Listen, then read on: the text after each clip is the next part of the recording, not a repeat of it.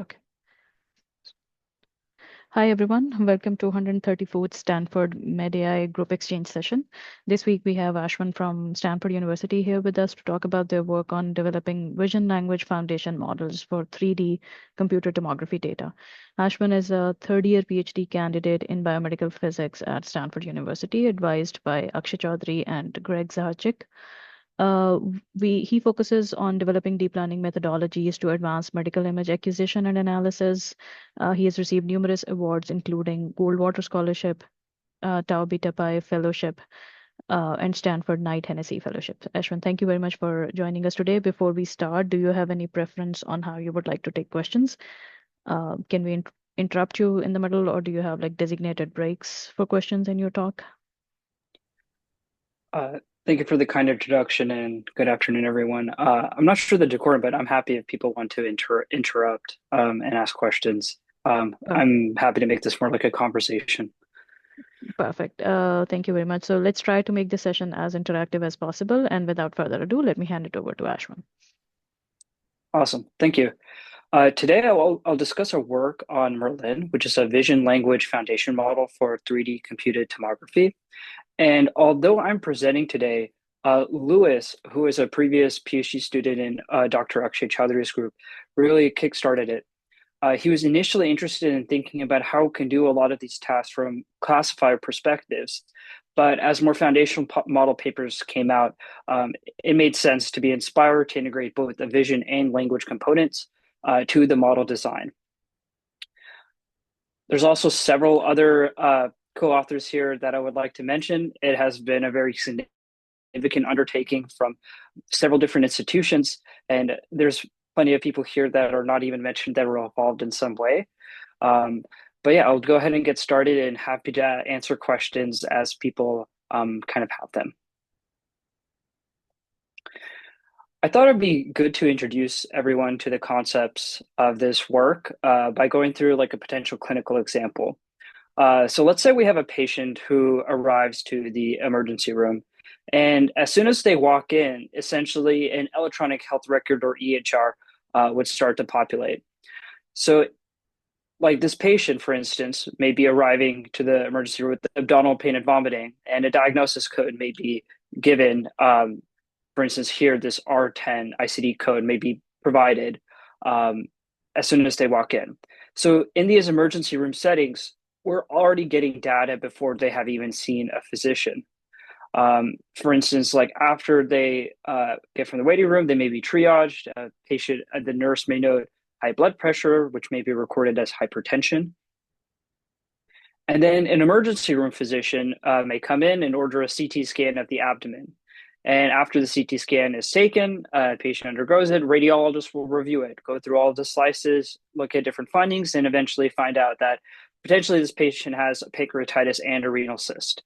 So appropriately, those diagnosis codes are added to the EHR, and a radiology report is also generated for the patient, in which it says that a patient may have pancreatitis and incidental finding of a renal cyst. So if you can imagine, a lot of patients have gone through this over the years, and a lot of data has also been collected. Specifically, there is a large multimodal data corpus, right? There's a lot of imaging data consisting of CT scans. There's a lot of unstructured EHR consisting of like radiology report and other clinical notes from other clinicians, but also several structured EHR, which include these diagnosis codes I was mentioning, specifically ICD-9, ICD-10 codes. Um, and there's a lot of burden, right? Especially for a lot of these unstructured EHR, especially for clinicians, specifically radiologists. And what we've seen over the past years is that radiologists are having an increasing workload. In fact, in just the US, there are close to 85 million CT scans performed with us and with almost 300 million CTs globally. And there's almost a 6% annual increase in CT scans every year. So if we use the rule of 70, which is very common in investing, we know right away that a 6% increase per year means that this number it will essentially double over 10 years. And if we're, and it is a lot of work to actually review all these scans, like especially for a CT image that's very high resolution. It's close to 300 slices, and it may take a radiologist 20 minutes for interpretation. So if you think about the span of a day for a typical human to review it, there just may not be enough time to actually review all these new cases that are coming in. And not only that, it doesn't look like there will be more radiologists to kind of help. For instance, if we look at the open radiology residency positions over 17 years, we see that there was 1,011 positions in 2003, and in 2020, there's 1,113. And there's still plenty open jobs, like a need for radiologists to exist. The 1,800 plus open jobs with 32,000 active radiologists in the US. So to keep up with future demand at this current rate, radiologists may lead to increased burnout, which does not help us solve our potential problem. So it makes us, and not only that, but the radiologists kind of, this is kind of what we see from like a radiologist report. Like from a CT scan, the information that we get is actually somewhat limited when we think about it. Like, sure, there's like a findings section and also an impression section that kind of summarizes whatever information is in the CT image to provide to whatever clinicians and in the EHR settings. But radiologists essentially compress all the information from a high resolution, high dimensional CT scan into this radiology report. So it makes us think whether we can potentially augment this. Is there more information that we can get from a CT scan? And so it'd be really interesting if, let's say we have a patient in a CT scan, perhaps we can help radiologists with generating these radiology reports. And not only that, perhaps we can help them retrieving similar radiology reports. And maybe this will also help clinicians as well in terms of like potentially being able to see similar patients that may be having similar findings or similar visual features between images. Furthermore, perhaps we want to introduce a more quantitative perspective into the whole process by automating organ segmentation, in which we can make this, instead of just saying like a reduction, we can almost quantize the morphological changes that exist. Additionally, perhaps we can move to a more opportunistic side of things by being able to enable future disease prediction across like several different prevalent diseases. And maybe we can also help reduce billing errors by making so that we accurately encode ICD codes into the pipeline too. So there's a lot of potential augmentations that we can make to the current clinical workflow. And of course, this is kind of a simplification, but we do have this multimodal data corpus. And so can we use like a lot of these AI principles that have been developed in recent years to create a better clinically useful representation that can help augment these clinical workflows? And specifically, can we potentially combine all this information, combine imaging with unstructured EHR and structured EHR to make it so that we can augment this workflow essentially? And that's where we come in with Merlin. So Merlin is a training strategy in which we leverage unstructured and structured EHR.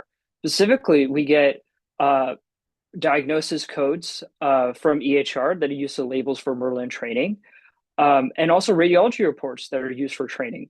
And training with both the diagnosis codes and radiology reports is performed in our analyses in either a staged or in a multitask manner. We also evaluate Merlin on several non-adapted and adapted tasks.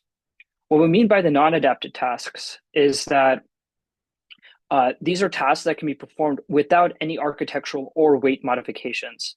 And these include zero-shot findings classification, diagnoses code prediction, and even zero-shot cross-modal retrieval.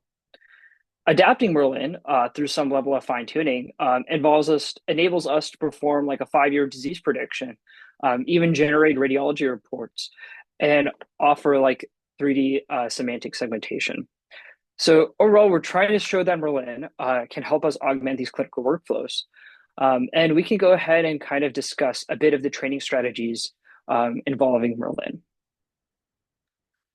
So I wanted to go ahead and try to revisit some of the seminal work in self-supervision, which involves contrastive language image pre-training or CLIP.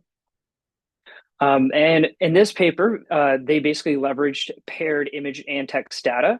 And the goal here was to see what image corresponds to what text and vice versa through contrastive learning. So specifically, let's say we have a batch of n images and we pass them through an image encoder, and then we get like n features. And similarly, we pass the pair text information to the text encoders as well. And the goal here is we have a matrix. And during training, the objective would be to maximize the diagonal of this matrix while minimizing the off-diagonal elements, which can be done using a contrastive loss. And the principle is that both of these embeddings should be enriched by the other through contrastive learning. So specifically, CLIP offered the advantage of allowing zero-shot image classification. So let's say we have an image of this dog. Then given the set of a series of n text text prompts essentially that include maybe dog in there, then we could potentially recognize that that is really an image of a dog.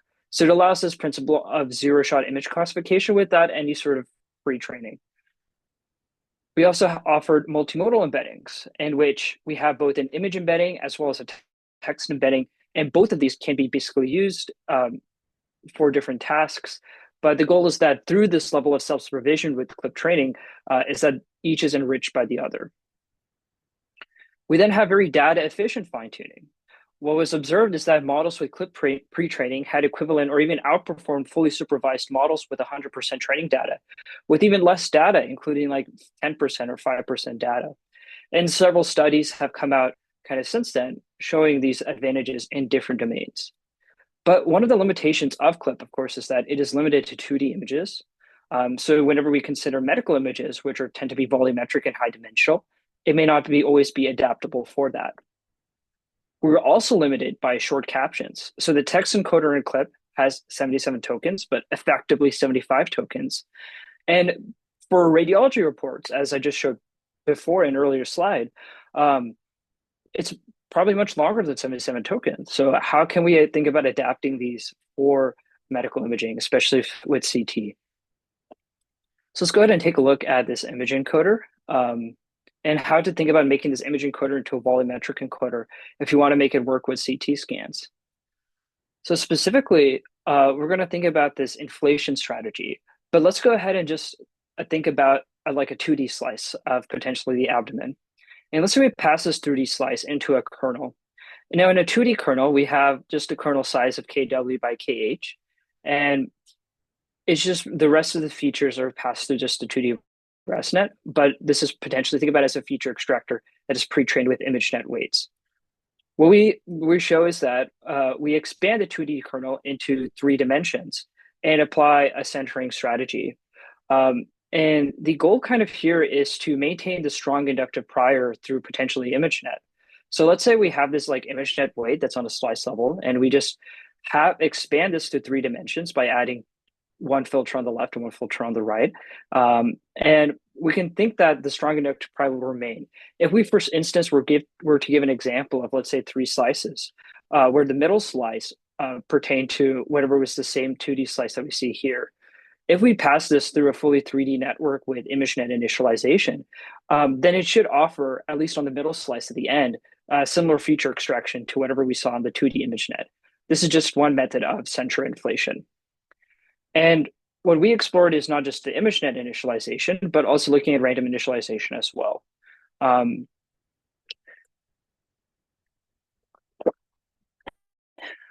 But yeah, we saw that that's what a lot of the experiments for the volume encoder were based off of. We can now turn a bit to looking at the text encoder and how we can augment the text encoder to help build Merlin. So specifically, we have this radiology report, which has like a findings section as well as an impression section. And what we kind of see is that the impression section on the bottom kind of contains all the information from the findings section. It's just like a compressed, even more compressed summary of the findings section. So what we focused on is just looking at the information from the findings section, and specifically using clinical longformer as a text encoder.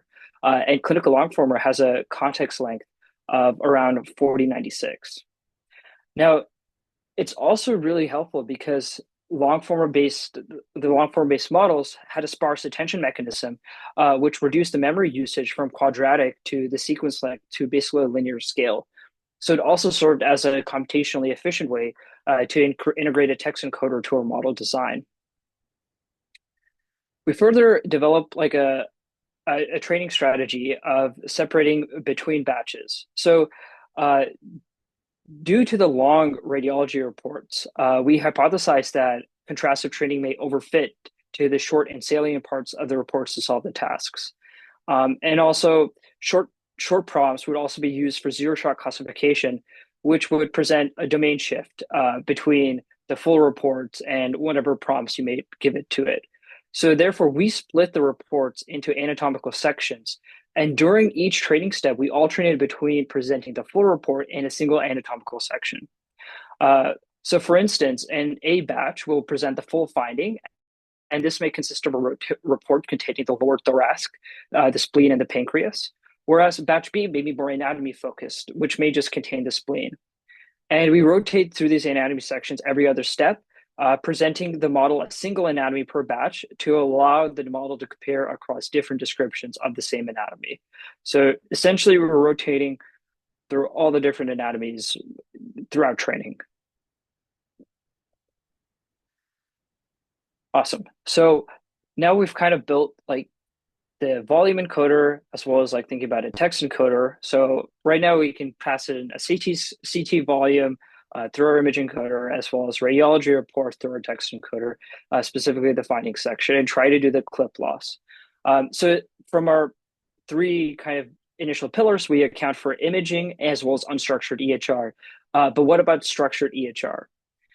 And that's where we kind of bring into the notion of doing an EHR phenotypes or using a PheWAS loss and using a small trainable layer consisting of 1692 phenotypes.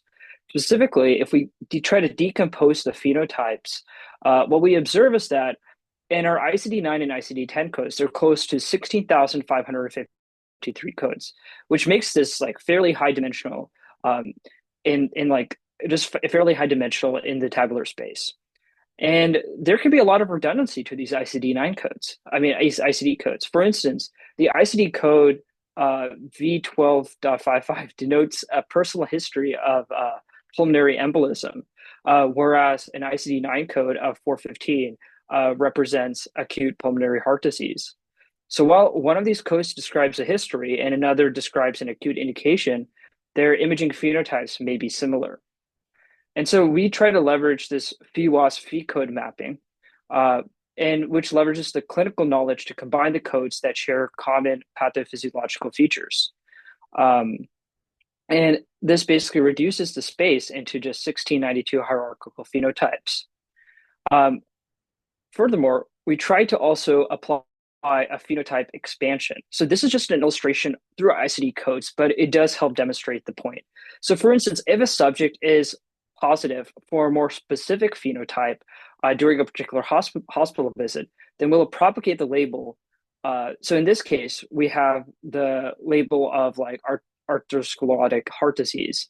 But let's say we need to propagate this label out. So we just propagate it up the tree. So through this hierarchical mapping of the phe code. So they're also positive for all the less specific phenotypes as well.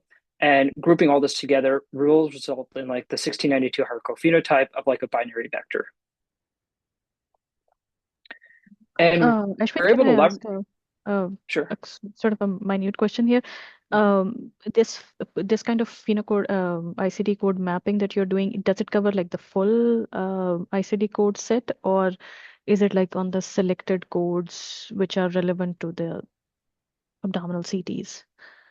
It should Because be I on the understand full. like there were like tens of thousands of codes, about like maybe 70,000 codes or more in the latest ICD-10.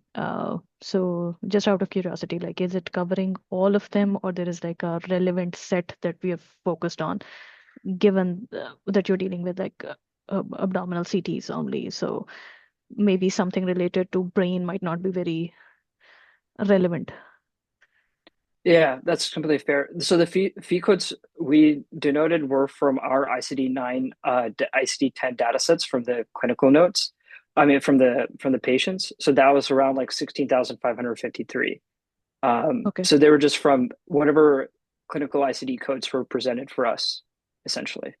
But the same patient, like the patient who was included in your cohort for Mhm. abdominal CT, the same patient might have had a brain MR and might have some ICD codes related to that. Yeah, So did you filter those out just to yeah, focus? Okay, mhm, okay, makes sense. yeah. Thank you.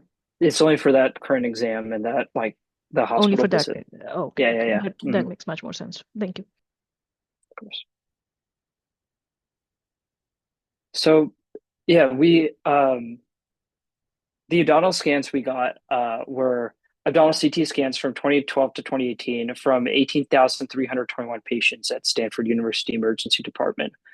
So this resulted in a pretty multimodal data set of CT scans of around 25,528 3D CT scans, which accounts to around like 10.5 to 11 million total 2D images. And if you include the external test set that we also evaluated on, it's probably closer to around 14 million total 2D images. We also had EHR data of nearly 3 million ICD codes. So out of that, almost 950,000 were ICD-9 codes, and 2 million or so were ICD-10 codes. Um, we also had a total of radiology reports, which included a total of almost 10 million total tokens. And so just from a multimodal perspective, considering imaging, unstructured EHR, and structured EHR, it's a fairly large data set. We also have a certain split of 60-20-20, a training of around 15,000 images, validation and test of around 5,000 CTs, and an external test set from the University of Wisconsin of around 7,000 CTs. And we're also releasing the public data set soon. And we're going through the PHI approval process to remove any sort of like identifying markers.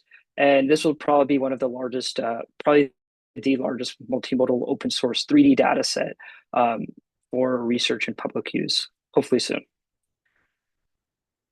And not only that, but we show all the results and all the training using a single GPU, using an A6000 GPU, which is around 48 gigabytes, and took a little bit less than 160 hours of training.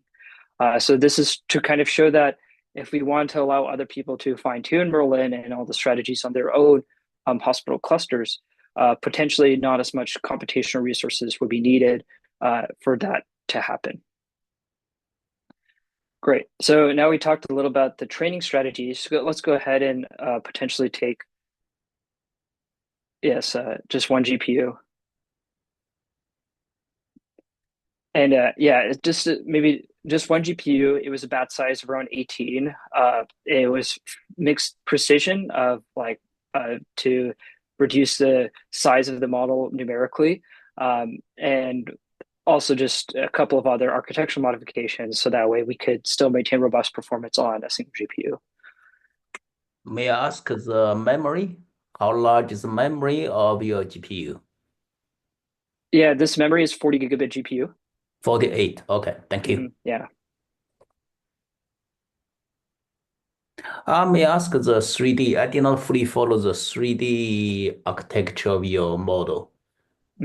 You said it's inflated. Can you explain it? Yeah, I did not really follow here. Yeah, of course, Sure. 2D, you can use ResNet 152. So becomes 3D. What's your extension here? Yeah, so essentially it's basically adding additional kernel filters from the 2D space to the 3D space. And if you have a certain like ImageNet weights, right?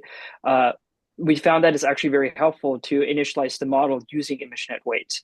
And the way we apply the weights is by converting whatever 2D weight into a 3D kernel and positioning it on the middle slice. So this is called the kernel centering inflation strategy. Okay. So do you require your number slice to be powered too? So the number of slice, yeah, I mean, it would like the total slices on the 3D volume that we use. It was 224 by 224 by 160 with resolution of 1.5 by 1.5 by 3 millimeter. 224 by 224 by 100. What's the number? 160. 160. Mhm. So no matter how many slices you will be resized to 160? Yes. Okay, thank you. Mhm.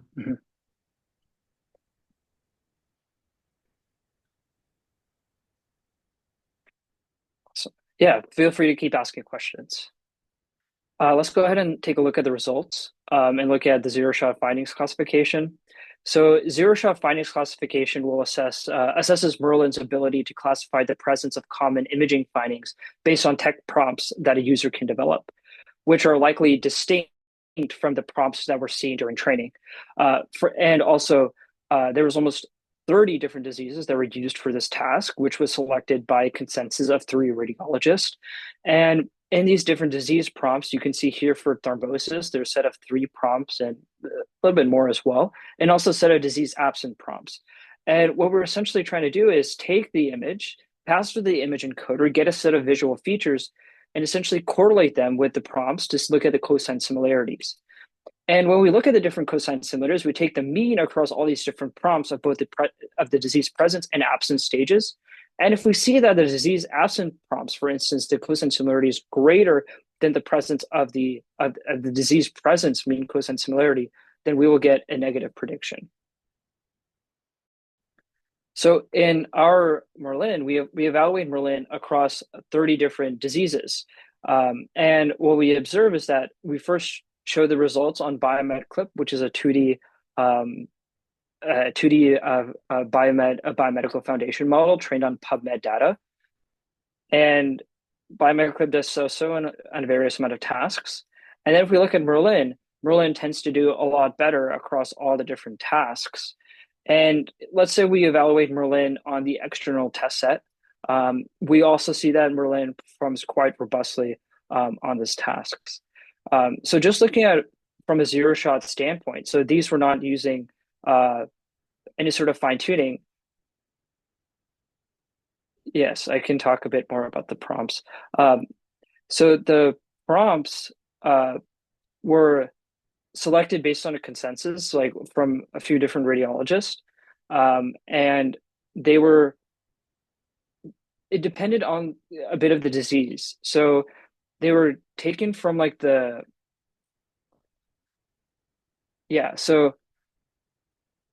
so for each finding, we generated a set of disease presence phrases that describe the possible subtypes, location, and the severity of the findings. And we also generated a list of disease absent phrases, which were just ways of describing a negative finding. So a positive phrase, for instance, for ascites as like a different example, could be large volume ascites presence, and a disease absent prompt could be no ascites. And we use these phrases to mine the radiology reports for negative and positive examples. Ashwin, do you think like there is because these prompts to me, they look like, because you were using radiology reports as like your language component, so you're kind of trying to match the semantics of or like more like syntax of that kind of language, right? I'm assuming no occlusive thrombosis or partial thrombosis. It's these kind of short sentences. They actually, I think, generally appear in radiology reports, right? So do you recommend, or do you think like this is the way to go? Like if somebody's using Merlin, they should be trying to kind of replicate how their question would be recorded in like a radiology report? Because generally, if you talk about general purpose chatbots, they're mostly instruction tuned and they're more conversational than that. So you start with assigning a role. You are an expert radiologist, explain your answer this or that way, right? But here your prompts, I think they're just kind of purposefully generated to kind of match the syntax of radiology report. Yeah, I mean, that's a great point. I think it kind of depends how the tool you wants to be created. What we're showing here is that for our set of like radiology reports, we like mined them and we got a certain set of prompts. But if you think about it in a different institution, for instance, you could potentially fine tune it to that institution's radiology reports and make the model more personalized for that institution. So that was our approach, is just thinking like, yeah, we can use radiology reports to serve as like the prior for like trying to prompt the model. But of course, like there's different strategies that can be involved, but we're showing from like a zero-shot setting that Merlin still maintains strong performance. Another question I had was when you're doing zero-shot classification, I understand with the CT data, there is the Hounsfield units and different windowing ranges, which are usually kind of optimized to look at different kind of findings. So did you set a range like once for all of this data training? And do you think like the same range, the same window width and center should be used for like any downstream task? And if so, do you remember like what that window range was? Yeah, no, that's a great point. So for Merlin, we mapped the Hounsfield unit range from -1,000 to 1,000 to 0 to 1. Okay. Um, and it's interesting because like I feel like the model would have learned the whatever future representation based on the normalized image values between 0 to Hmm. 1. So Hmm. especially when you're thinking about like a fixed moting point of like precision of Hmm. 16, right? That's still like a large set of values that you have between 0 to 1 that your model kind of learns from this set of normalization. And I think we just showed, like, based on the results, that it tends to be the case where this range seems to be useful for a variety of tasks that we evaluated on. Yeah, it's a pretty broad range, I think. So it should cover like many useful windows.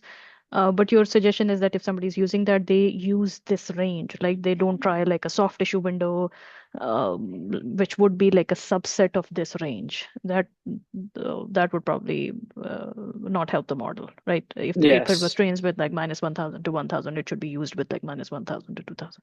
Makes sense. Thank you. definitely. Of course. Awesome. Yeah. So Merlin performs well across the 30 different task diseases in a zero-shot setting. What we also observe is that Merlin outperforms other 2D baselines, so including OpenClip and BioMedClip. And I just want to kind of go into this. So this is an average F1 score. So this is the average F1 score across the 30 different diseases. And these are the different like model architectures, just trying to give a sense of how the performance. So Merlin over here uses the multitask learning strategy, which includes radiology report splitting, as well with looking at EHR weak supervision using the EHR fee codes. There's also like without splitting, which is looking at without the different anatomy-wise splitting in the batches. And there's also Merlin performance on the external data set, which is from University of Wisconsin. So we see here that even though there's a small drop, it still has a pretty good performance across all the different um, 30 different diseases. We also evaluated Merlin on an out of distribution spine data set. So this includes like cervical spine, so versus a fracture detection data set, including with cervical spines and thoracic spines as well. And we saw that Merlin actually in a zero-shot setting tended to perform quite well for that data set. We also observed that we also compared Merlin using several different ablations to see what kind of pre-training strategy helps the most. So this is a bit when I was talking about first we're looking at F1 score across the 30 different diseases as the y-axis, but also let's just go through the different initializations. So we have I3D, which is image initialization, and RAND, which is random initialization. We have reports, so these are labels. So this is including report only training. This is staging, STG staging. So this is where you do first EHR pre-training, and then you train on radiology reports. And then MTL is basically just jointly learning the EHR and radiology reports simultaneously during training. Split tech corresponds to whether you learn in an anatomy-wise manner or whether you just learn the finding section as it is. And what we observe is that this aspect of multitask learning and with split text seems to outperform other baselines. And that generally speaking, split text seems to be helpful for the zero shot task, because you're getting not just the long prompts from the findings, but also short prompts as well. So let's go ahead and talk a bit about the diagnosis code prediction. So this involves basically adapting Merlin using the linear classification head and to predict the phenotypes associated with that CT scan. And we first note that Merlin maintains a very high performance across across very prevalent disease tags. So this is the average AUROC performance for the top 20 phenotypes listed in the order. And the black line here is the prevalence of the disease. And what we observe is that the high performance categories like liver disease and lung disease and kidneys and the ureters still maintain pretty high performance across the different disease groups. We also maintain that the Merlin pretraining is a strong prior for phenotype classification. So over here, we note the average AURC and the average PUROC across 692 phenotypes. So this is like these phenotypes were like more than 20 positive instances in the data set. And we say between all diagnoses, the upper quartile, which is like the top 173 phenotypes, and the bottom quartile, which is the bottom 173 phenotypes. And we note that we compare these to all the different baseline models, which are trained on the pre-training data set. And we observe this in the all diagnosis code, the upper quartile and even the lower quartile, Merlin tends to be pretty strong across both AURC and AUPRC. And the dashed line in AUPRC denotes random choice performance, and Merlin, which has both this ResNet 152 backbone, but also is further trained using radiology reports, tends to be the best performing model. We further evaluated using counterfactual analysis. So this was to see whether a model is using the expected features during phenotype classification. So models, through just general sense, can potentially learn shortcuts from spurious correlations in the training data, which can make it be easier to learn compared to more subtle physiological features that the model may use. So we use latent shift for counterfactual generation. And this was like a latent variable model, which represents the input image in a low dimensional space. And the result of the counterfactual generation process is essentially a new CT volume, which we can observe how the classifier prediction changes how the image features are derived from the classifier output. And what we observe here is we can identify pleural effusion, so the changing of like the lung volume here, as well as splenomegaly, in which we can observe changes in the spleen features. So it's a fairly coarse-grained kind of analysis in some ways, but it also provides us with a sense of visual features that can be observed in 2D slices. I think we have a question from the audience. For the evaluation, was there some filtering if the findings are visible? Could you please clarify for which evaluation this is for? Sorry. So you were showing some ICD codes and like the model performance. Yes, And so right let's say here. for abdominal pain, I think earlier. Oh. Yes, here. So let's say abdominal pain or diabetes. Like how many of those have, let's say, very visual features that might be actually detectable on imaging? Am I making sense Yeah, with that's a that? great point. Yeah, that makes a great point. Yeah, so that's the thing, right? Is a lot of these ICD codes may not be visually identifiable directly to the image features. But the thought is that through self-supervision from the radiology reports plus the ICD-9 codes and from just learning the different image features, that the image encoder would have learned all the different representations necessary and potentially expand beyond just visual-only features. So yeah, it may not always be visible, like abdominal pain. That's a very like patient-based symptom that may not be fully identifiable necessarily. So it is somewhat like opportunistic in that sense. Okay, thank you.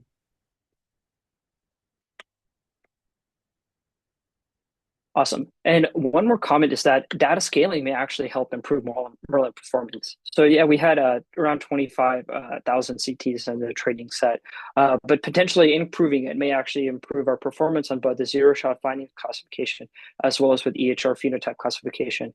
And if we kind of just think in our head and we just kind of make this 100%, maybe 200% training data, we can maybe extrapolate a bit and see that Merlin performance may improve. So definitely more data may help. Let's go ahead and talk a bit about cross-modal retrieval. So this is kind of the sense, like let's say a clinician in like clinical setting wants to identify a similar patient according to the CT scan.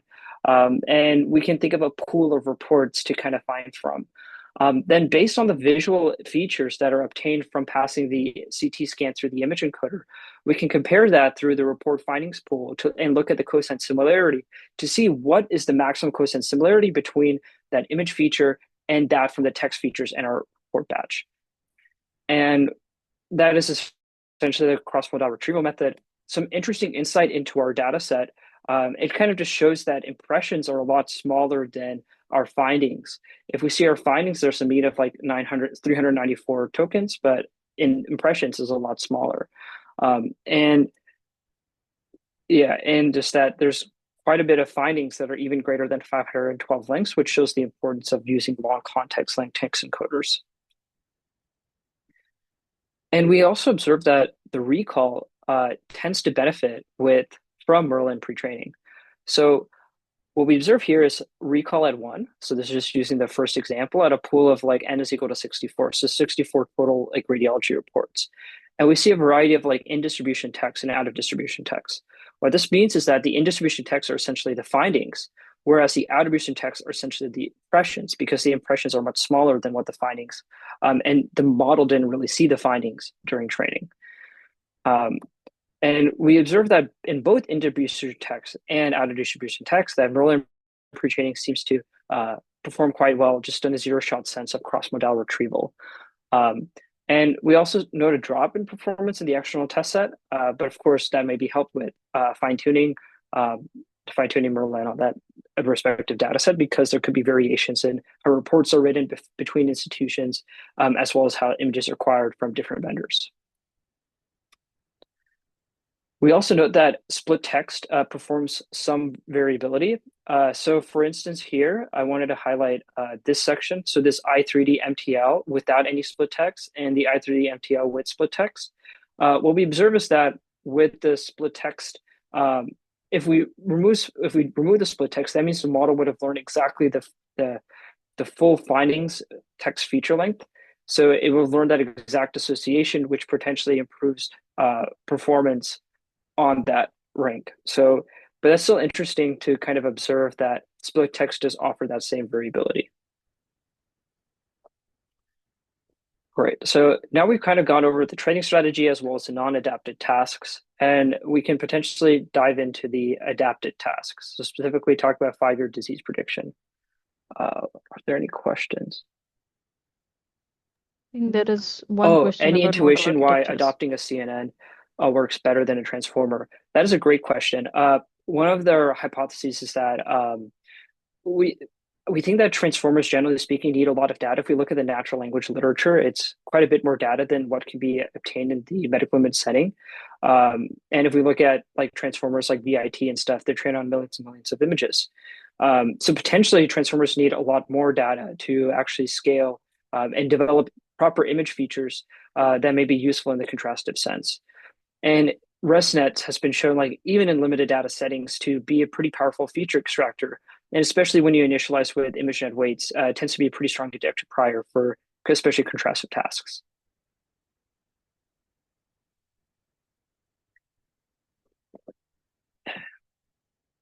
Great. So we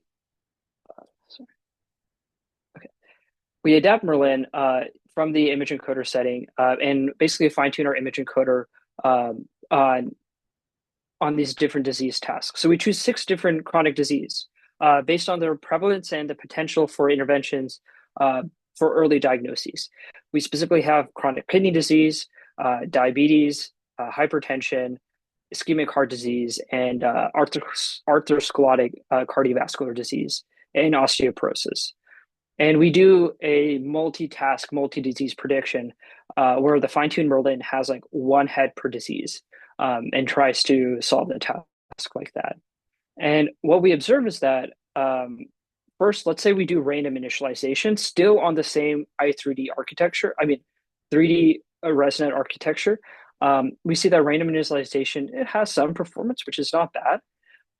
If we do ImageNet initialization, so just purely with ImageNet, and just in that contrastic setting, we observe that, ImageNet in the supervised setting, so without like the text encoder head, then we observe a little bit better performance. But when we look at Merlin, we observe quite a bit more performance across all the different tasks for future disease prediction. And this is including radiology reports as well to leverage both the image and text heads. So meaning that we see that language is a very powerful supervision for future disease prediction. We also observe advantages in both the fully supervised and data scarce domains. So in this figure, we note average AURC across the 5 different diseases. And we have 4 different initialization methods, including random initialization, ImageNet, EHR pre-trained only, and Merlin.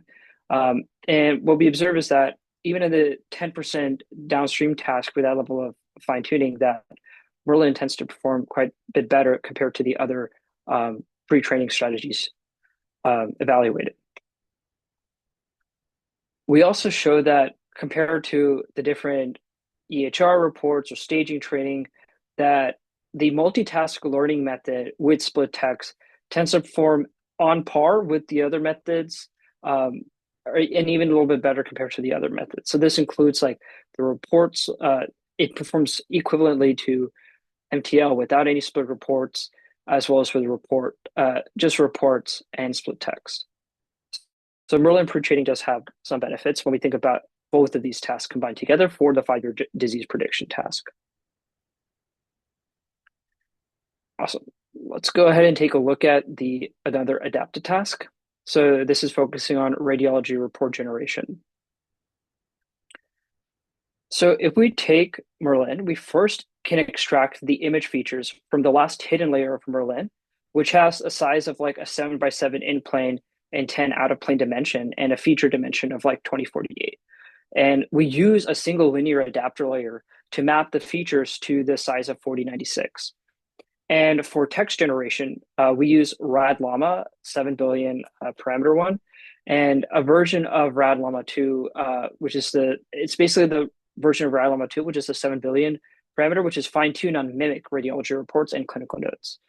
And we fine-tune it using LoRa. We use like a linear adapter on 5% of the RadLlama parameters, and we generate the full report section where we follow this following template. So we essentially will say like, generate a radiology report for liver, and then say liver, and it'll try to generate it, and it'll be like liver normal. So that is the kind of the prompt used for training and the training strategy to just allow RadLlama to kind of fine-tune itself for the radiology reports that Merlin has to offer. And when we evaluate it on the quantitative data set, so we first look at, we also compare it to another baseline, also trained in the same way on our data set. So this is a fine-tuned kind of also baseline. So this is RAD-FM as well as combined with Merlin. And we've seen this data agnostic metric known as the BERT score, then Merlin tends to perform quite a bit better across different anatomies. We also observed on a more domain-specific metric, specifically RAD-Graph F1, that Merlin does perform quite a bit better. So it is that sense of adaptation as well as having proper visual features that correlate to whatever reports that you have. So that way it just helps with the radiology report generation through the text decoder that is RadLlama.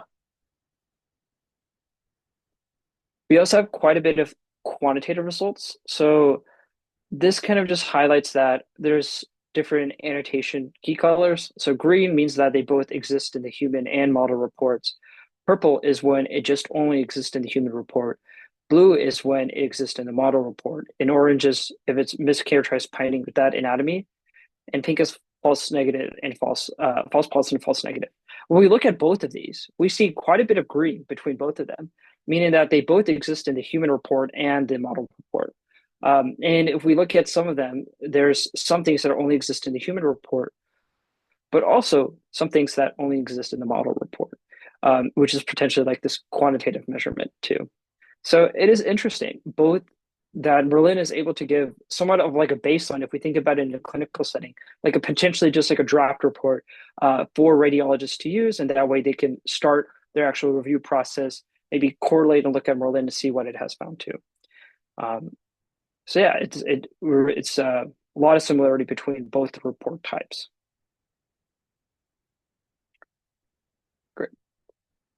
So now we've done most of this, most of the different tasks. Let's go ahead and take a look at the 3D segmentation area. So our 3D segmentation metric involves looking at Merlin as an image encoder and also training an image decoder using skip connections from each feature layer from Merlin. So for instance, you have like a ResNet 152 of several different downsampling features, and you would generate a skip connection that goes to the image decoder side.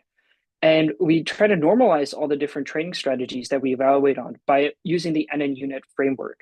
And NNUNet, just briefly, was developed in 2021, and it's been a pretty great fully supervised framework.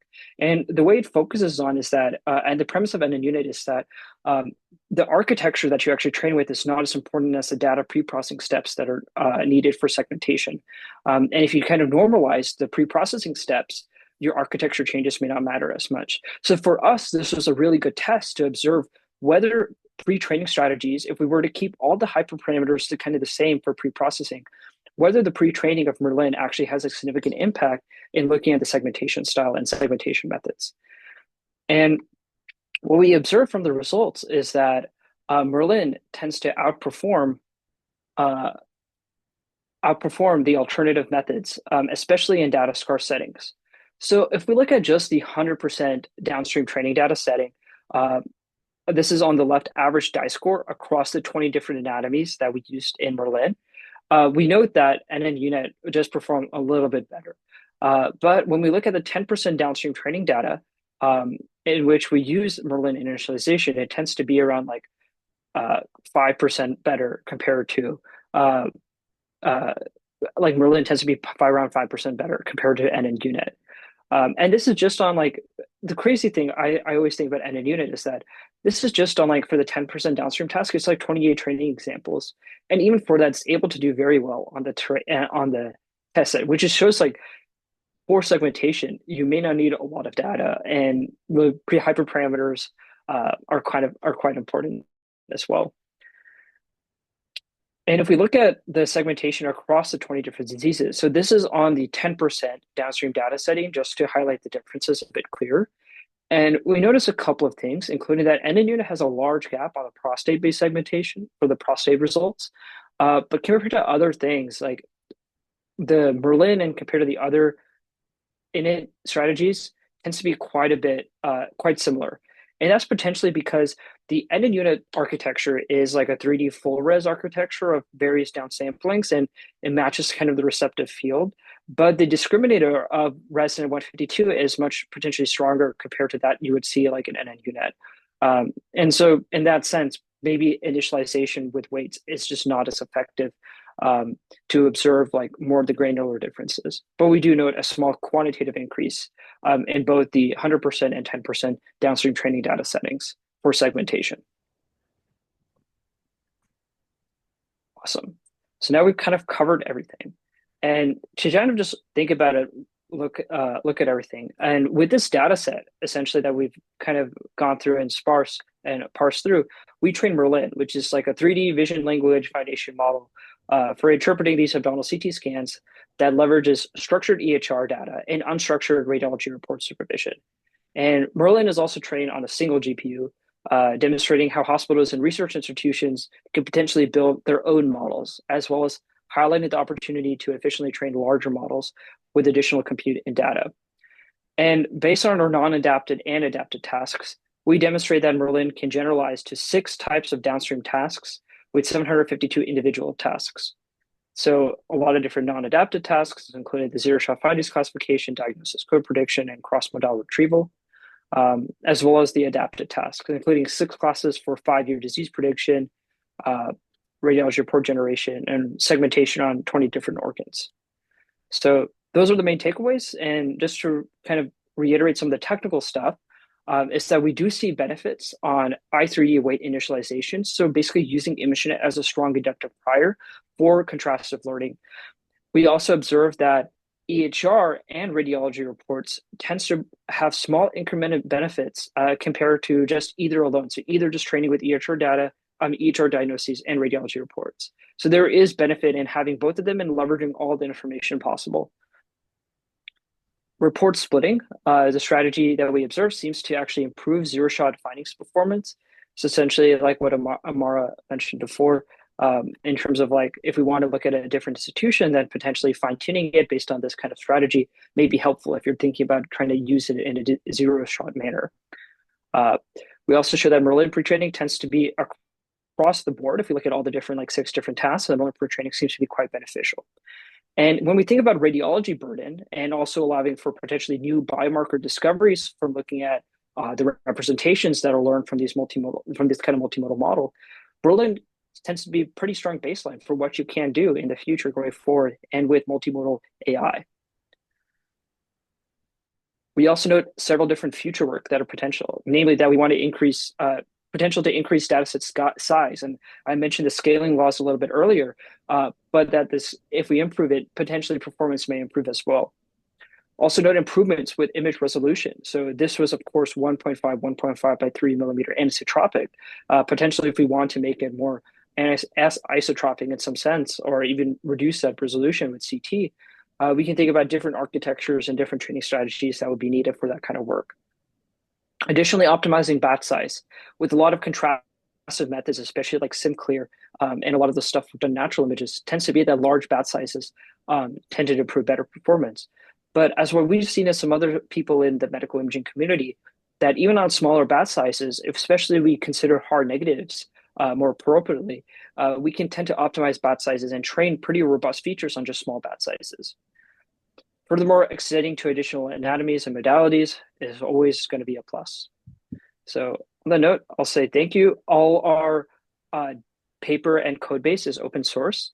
And if we want to infer or fine-tune Merlin, it's pretty simple. You can pip install Merlin -vn. It's loaded on PyPy. And if you do from Merlin, import Merlin, and models equal Merlin, you basically get Merlin. So we're also releasing the public data set soon, so please keep your eyes peeled for that. But thank you for your attention, and I'll open up to questions if there are some. Thank you very much, Ashwin. It was very, very detailed, very insightful talk. So before we open the floor for questions, I'd like audience to give our speaker a virtual round of applause. And then if anybody has any questions, please go ahead. Yeah, I have a few questions. Nice talk. This is a very nice talk. May I look at your clip loss? Mm-hmm. Can you go to your slides about the clip loss? Yeah. The clip, which one? You have reviewed about the clip model. That's right? Yes. Yeah. So this stuff? Yeah, this one. So, so you maximize the diagonal. So you want them to be similar. Mm-hmm. How you handle the off diagonal? Yeah, so I think the off diagonal, I forgot the exact equation off the top of my head, but I guess it's just penalized such that the on diagonal elements of similarity is basically that's what you're actually trying to maximize in the training loss. Yes. So you maximize diagonal. So you cannot you cannot recall how you handle the off diagonal? Well, off diagonal was just handled through the standard info NCE loss. So basically, it's just like not minimized. You don't want to attend to it. I forgot the exact equation off the top of my head. I can show you in more detail later offline. But yeah, for the most part, like this is pretty standard in terms of like other clip training too. In which if you use the embedding dimension of like a 5, like both of these were like info NCE dimensions of 512 by 512. And if we look at other like vision transformers, it was trying to model the same kind of embedding dimensions too. So that way info NCE loss could be handled like that. Okay, I got it. I look like the report generation. So you said you use pre-trained llama, which use mimic reports. Is that right? Yes. You have report yourself. That's right? Yes. Why not you train on your own reports? We do. So the rad llama was just a way for it to initialize the text decoder, which was to generate the radiology report. So that was already pre-trained. But then we fine-tuned it using Merlin as like the feature extractor, and to train that linear adapter, I can go to that slide. So to train that linear adapter as well as the text decoder using LoRa. So LoRa was used because it's you want to be somewhat parameter efficient in terms of how you fine tune it, because rad llama 7B is obviously a big model. So using LoRa as well as this linear adapter for the projection layer, that's how we fine tune it. That was our fine tuning strategy for report generation. Okay, the project is fine-tuned, rest is not fine-tuned. That's right? So this projection is fine-tuned. So rad llama needed a feature size, I think, of like 4096. So you needed this image encoder outputted to size of 2048. So this projection layer essentially basically upsampled it to 4096 from 2048 to 4096. Okay. So if it's fire over here, it means that it's being fine-tuned in that sense. But okay, that's fine-tuned. Okay. So when you generate report, you need to give organ. Is that right? Yes. So Not the task is just yes. Task is on this template. So you just generate a radiology report for liver, and then you just put liver, and it tries to fill in that liver. What about you free promotion? Promote. So that means I give an image, I have my own report. Can you generate back my own reports? Yes, and that is how these reports. So if you You have an image, have then you need to kind of prompt it. You need to prompt it for the organ, right? So you need to okay. say like for lower thorax, for liver, for biliary tree, for those kind of things. But over time, you do get a radiology report. Okay, I got it. Mhm. NAUnet. Can you go your NAUnet? NAUnet you use a fixed structure or Uh, how so or not layers? exactly. So the NN unit baseline was using their standard 3D full res kind of convolutional network. But for us, when we looked at Merlin, so especially on these kind of Merlin results and even random initialization, image initialization, these were using the 3D i3D ResNet 152 as the image encoder. And SWINET UNet R was also using the image encoder. So basically, if we take all these different image encoders and then add a decoder with skip connections, then what we can do is replace that NN UNet 3D full res image encoder in that whole unit network with our own image encoder and image decoder. And we can fine tune on that using the NN UNet pre-processing steps. Use NUN pre-process. So that means the architecture is selected by NUNet. So not necessarily. What I mean is that the augmentations that NN UNet may choose is standard throughout everything. But the architecture is what we vary. Only the architectures vary. Everything else in terms of how the images are pre-processed and handled is standardized across all the different model training strategies. Okay, I see. For the segmentation, you only segment organ or do you segment lesions? Only some organs. Oh, only organs. Okay, Mm-hmm. Thank you. Very So helpful. this, of course, yeah, this was on the AMOS, I mean, not AMOS, TotalSegmentator data set of around like 360 something, 334 examples or something. Okay, very nice. Thank Of you. course.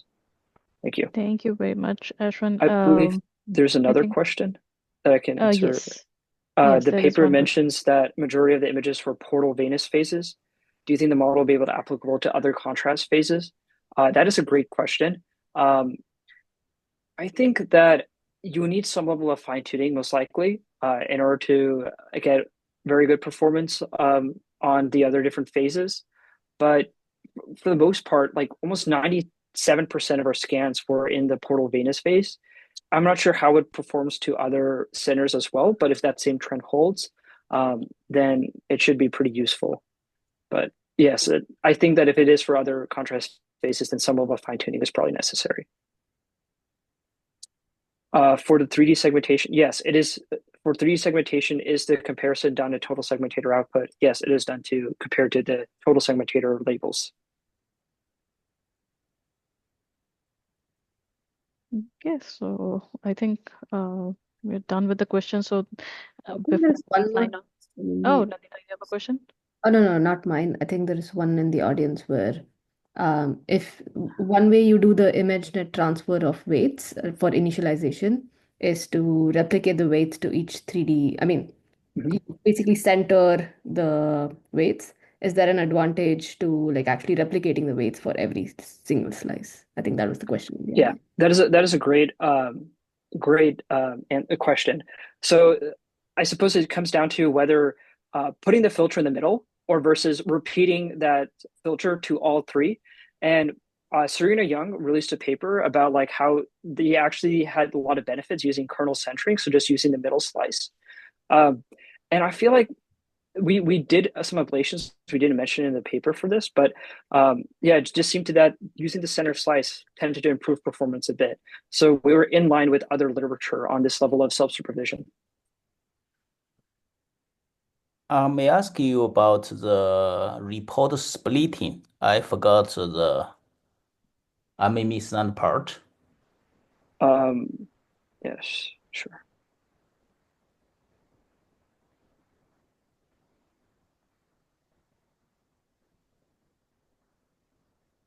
So this was the report splitting. What this basically means is that using radiology, using the just regex, we extracted from the finding section from each radiology report. We rotated through the different anatomical sections. So sorry, let me just explain again. So essentially we have like batch A and batch B. So in batch A, we have the full findings, and in batch B, we have like anatomy specific kind of findings. And what the goal is that we want the model to learn about both the long findings as well as which sort sections. And the sort sections that we thought were just like to make it like very anatomy specific.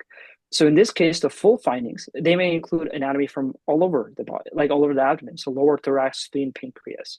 Whereas anatomy specific may be just on the spleen itself. So the goal here is to try to give as good of a signal possible, so that way during this whole self-supervision process, the model can attend to specific visual features between the text features and the visual features. So just to learn as good of a multimodal representation as possible.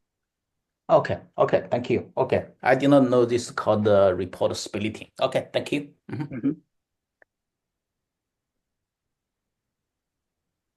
I think now we are done with the questions. So okay.